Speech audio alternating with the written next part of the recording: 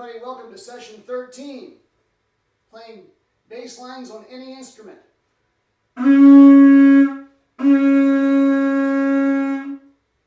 Well, maybe not a conch. Perhaps that was fake news. But we're going to talk a little bit about listening down, regardless of what instrument you play.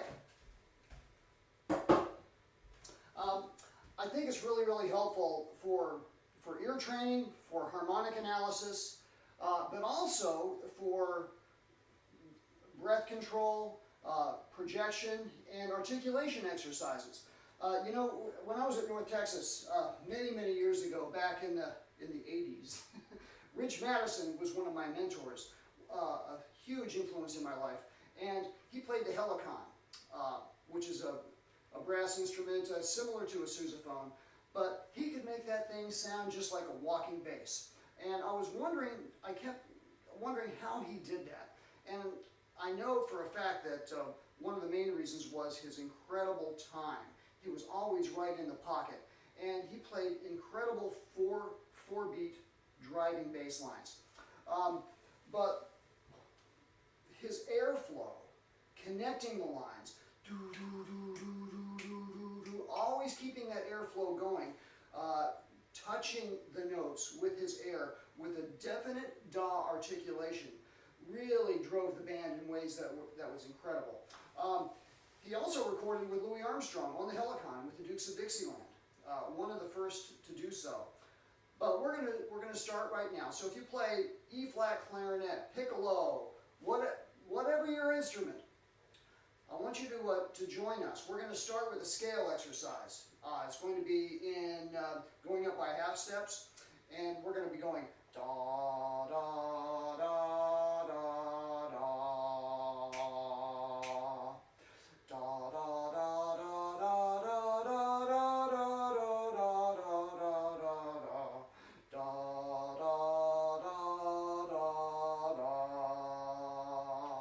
It's going to go up by half steps like that in concert pitch. So if you're a transposing instrument, do what you have to do to make this thing happen. All right? So this is great because we're going to warm up on our scales in one octave, but we're also going to be thinking like a bassist. Because if you're a music educator and you're telling your beginning bass player to experiment with walking bass lines, you really want them to be able to pull the strings pretty hard. And what Rich Madison was doing with connecting the notes with the air, keeping that airflow going, is it mimics the effect of a bass with the strings ringing out. So that's what we want to do. We want to keep the airflow constant. All right? Here we go.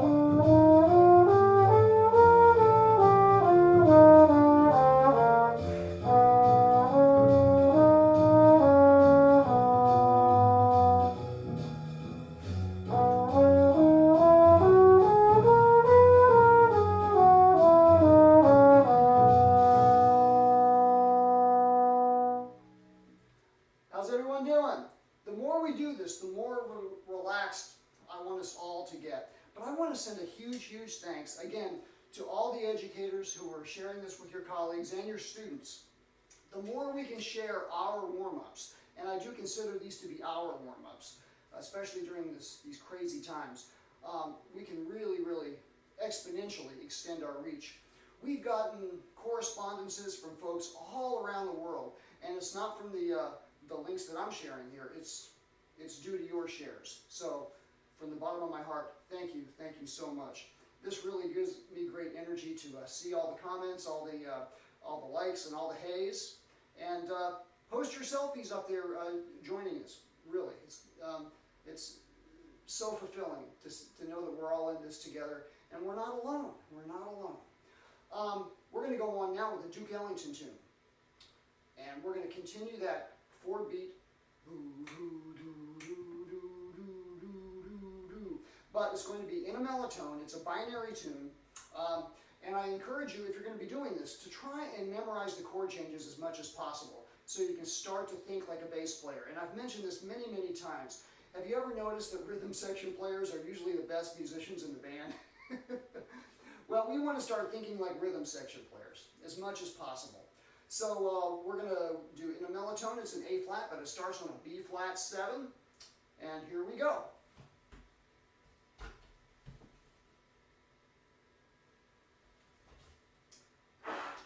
Again, I'm working on memorizing these right, so I'm not going to be looking at the music.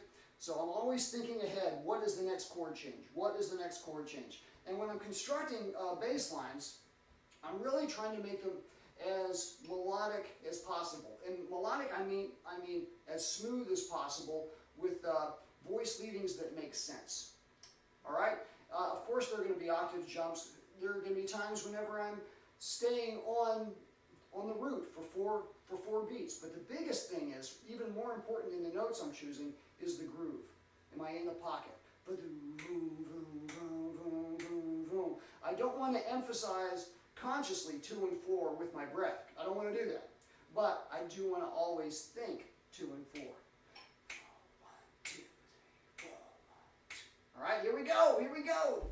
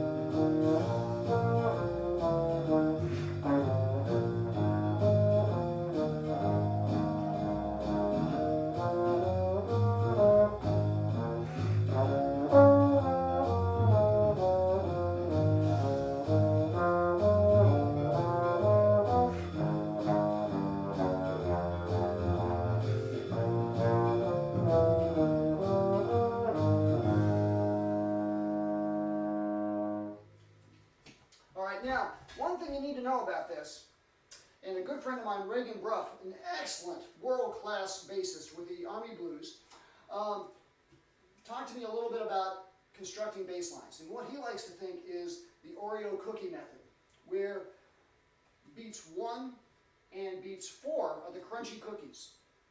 And beats 2 and 3 in this sort of environment comprise the creamy filling. The double stuff, as it were. But every time there's a different chord change, you want to make sure that you hit the root on beat 1. And beat 4 can be a leading tone. Okay, so think of it like that. Think of it like that. We're going to move on now to a new tune. Arr, matey. All right, we're going to do All the Things You Are, which goes into all these different key areas. And I love this tune. Love this tune. You probably know it's one of my favorites. But we're going to do it at 2 different tempos. And that's probably going to affect the bass lines that I choose. Again, I'm composing these in real time. I want you to do the same thing. If you're following along and you're not sure what notes to play, just play roots for 4 beats, as long as it's legato and in the pocket. 1, 2, 3, 4. I want you to imagine wearing sunglasses and you're functioning as the bass player, the bassist, and you're driving the band. Boom, boom, boom, boom, boom, boom, boom. All right, here we go.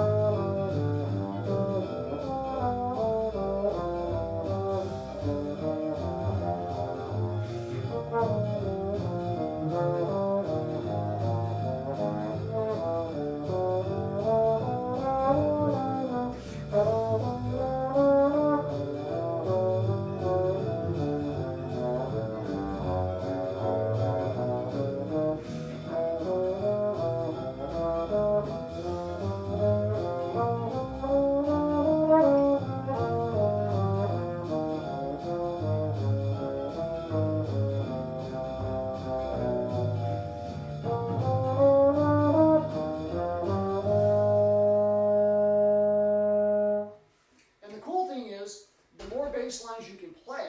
If you don't have a bassist available, you can just assume that role, and it really frees you up in a lot of ways to be more flexible when you're playing outdoors. When things finally begin to get back to normal, you'll be able to do house parties and do jam sessions a cappella with maybe an E-flat clarinet, an alto sax, and a ukulele. As long as somebody's playing the bass line, it's going to give that effect of harmonic depth and sophistication. So as many folks who can play bass lines, the better, the better. And again, thank you very much for sharing all these. Okay, we're going to do the same thing, all the things you are, but at a faster tempo. And I will probably play a little lighter. I might play a little softer. I also probably will repeat roots more, just to get in that pedal vibe. So let's see what happens there. I really don't know what's about to happen. And I don't know if you can hear this, but we have leaf blowers going on right now, and there's about to be a delivery of, of a dumpster because we're getting ready to put our house on the market. Anybody want to buy a house in Washington, D.C.? Here we go.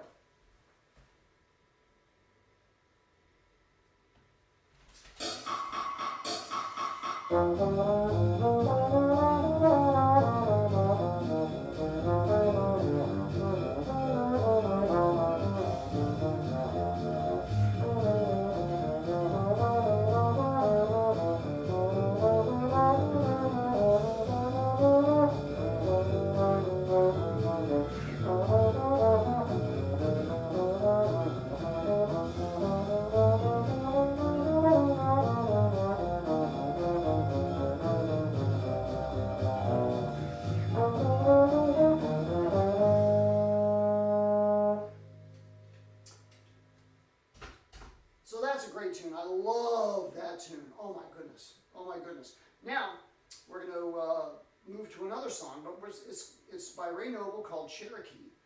We're going to do it at 3 different tempos. 3 different tempos. It's AABA form. And the bridge is, it's 2 5s, but the first chord of the bridge is a C sharp minor.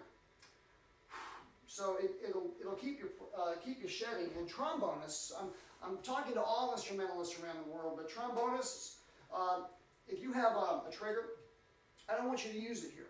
I want you to use these exercises to really practice in the outer positions as part of our warm-up. All right? Here we go. Here we go. Cherokee.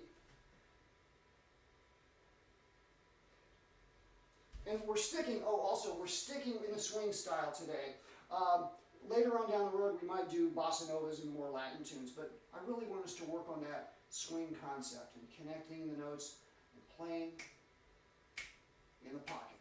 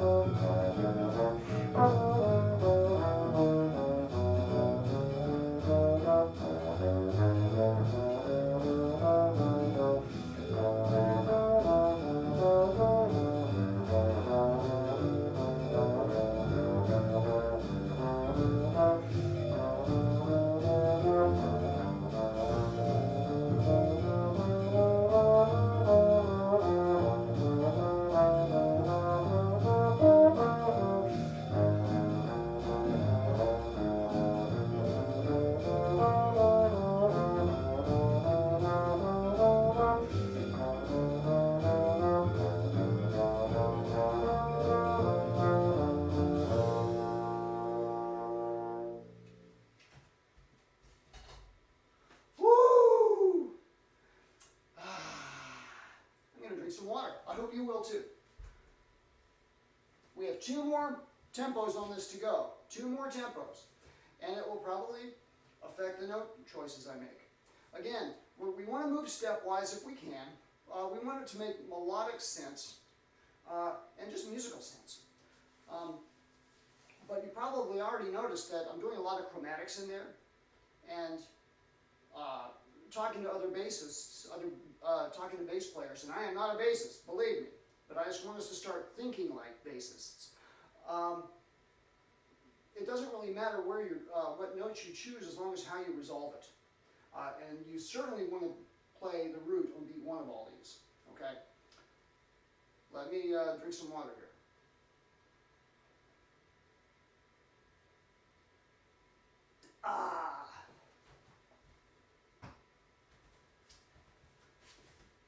One other question. How's everyone doing out there? It's been a week since I've seen you. And is everyone holding up okay? I really hope so. Our kids are doing great. My wife Holly is homeschooling everybody, and she's doing an amazing job in addition to her work with the Army Band. And we're just incredibly grateful for health at this point, and we hope that everyone is staying healthy. And if you're having some health challenges, or if you know somebody or a family member who is having challenges, our prayers are with you. So you're not alone. Okay, we are going to bump up the tempo a little bit on Cherokee.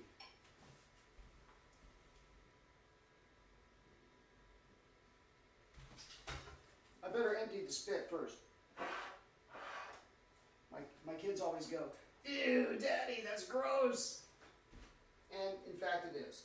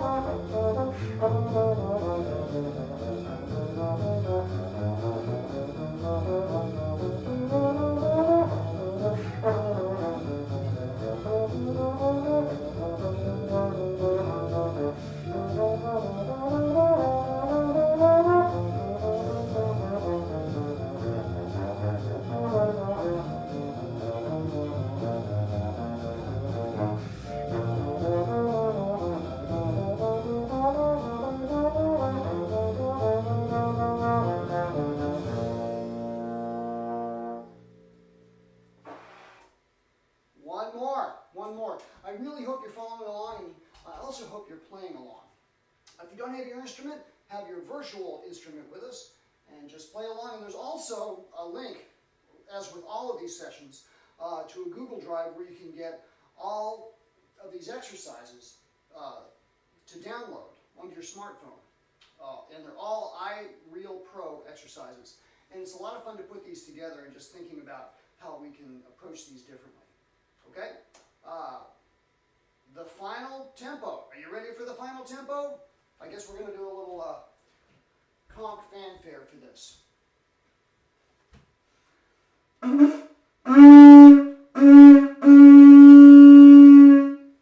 The final tempo of Cherokee. Here we go.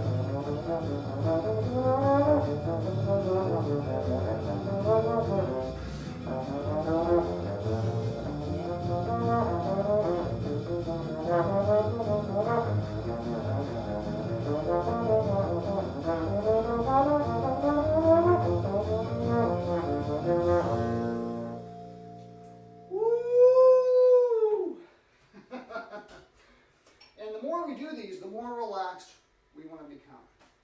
I feel like I could, visiting with y'all, and I'm from Alabama, I can say y'all, visiting with y'all, I feel like I could go to sleep within 5 minutes. Because our sessions are therapeutic, and they're very, very relaxing. Okay, it's time now for the warm down bossa. Da,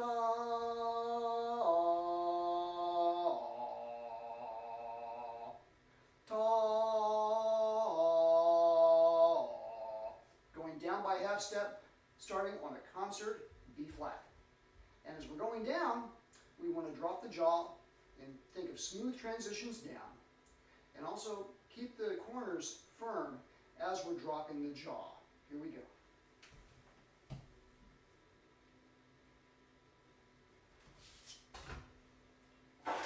You probably still hear the leaf blower.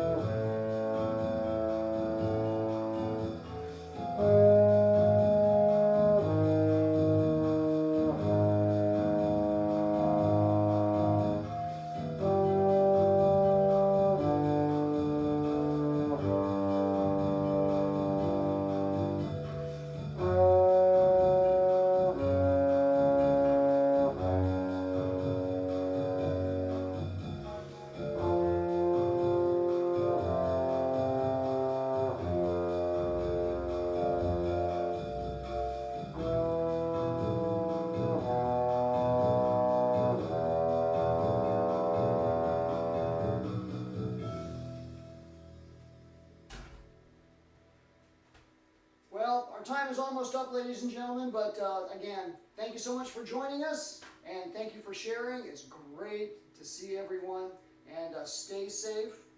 Please practice social distancing, and we'll see you next week. Take care, everybody. Mwah.